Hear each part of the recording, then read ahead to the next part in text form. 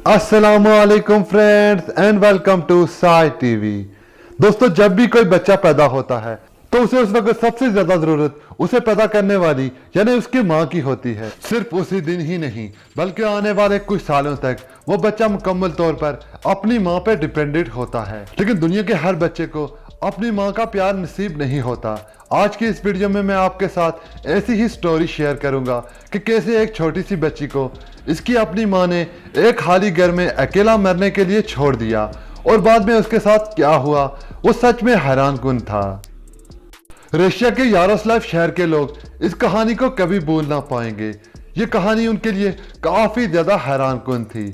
दोस्तों, ये कहानी शुरू होती है जब एक माँ ने अपनी 1 साला बच्ची को एक वीरान घर में अकेला मरने के लिए छोड़ दिया। लेकिन 10 साल बाद जब वो औरत इस घर में वापस आई, जो उसने देखा वो उसके लिए हैरानकुन था।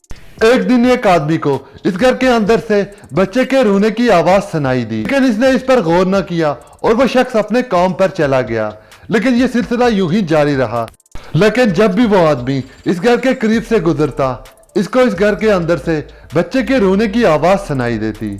लेकिन ये इस आदमी के लिए सब कुछ अजीब था, क्योंकि ना ही इस आदमी ने इस घर में कभी किसी को आते देखा और ना ही जाते देखा। वो आदमी हैरान था, आखिर ये आवाज कहां से आ रही है।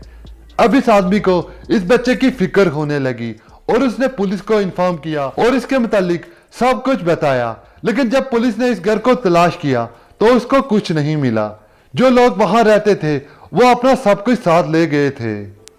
पुलिस के दोबारा तलाशी पर पुलिस को एक गंदे से फर्श पर एक रोती हुई बच्ची मिली। बाद में पता चला कि ये बच्ची 6 दिन से भूखी है और इस बच्ची ने 6 दिन से कुछ नहीं खाया था।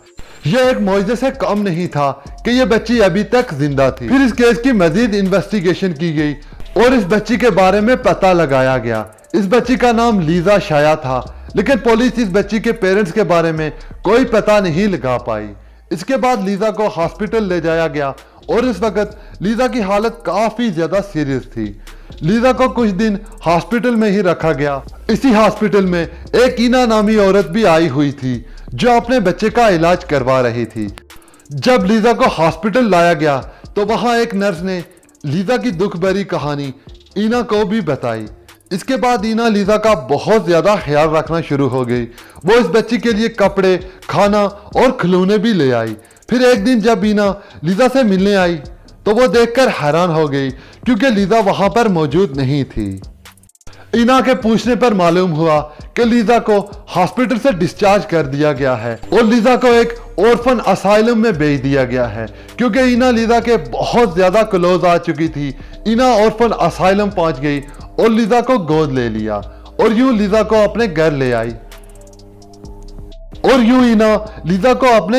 आई। ईना लीजा के साथ इतना ही प्यार करती थी जितना वह अपने बच्चे के साथ प्यार करती थी। अब ईना लीजा को सारी खुशियां देना चाहती थी जिनसे वो महरूम रह चुकी है। लीजा जब बड़ी हुई तो इसे चलने में दिक्कत हो रही थी, इसलिए ईना ने लीजा को एक डांस स्कूल में डाल दिया ताकि इसके जिस्म में आई हुई दिक्कत दूर हो सके। जल्द ही ईना की यह कोशिश रंग ले आई और लीजा अपने कदमों पर चलना शुरू हो गई। लीजा एक सांवली लड़की थी और इसके स्कूल में भी इसका बहुत ज्यादा मजाक उड़ाया गया। लेकिन ईना ने लीजा को समझाया कि वो दूसरे बच्चों की बातों पर ध्यान ना दे। यूं ईना ने लीजा की बहुत ज्यादा सपोर्ट की। आज लीजा एक टीनेजर है और आज लीजा जो काम कर रही है जो किसी ने सोचा भी नहीं होगा।